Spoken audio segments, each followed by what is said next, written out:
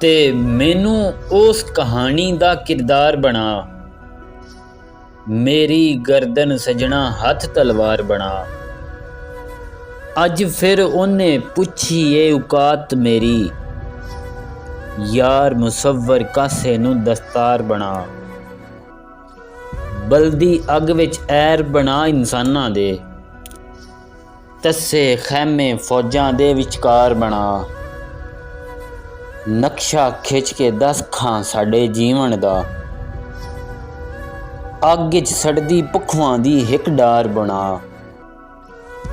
नीवी उच्ची हो जांदी ए सजना विच, ओए नीवी उच्ची हो जांदी ए सजना विच, निक्की जिन्नी गल नू ना अखबार बना। अज अखां नू अखां वेखण आईयां ने, पानी विच ना पानी दी दीवार बना। उन्हें फिर इतवार दा कारा कीता ए, ओए उन्हें फिर इतवार दा कारा कीता ए, सत्ते दिन ही हफ्ते दा इतवार बना।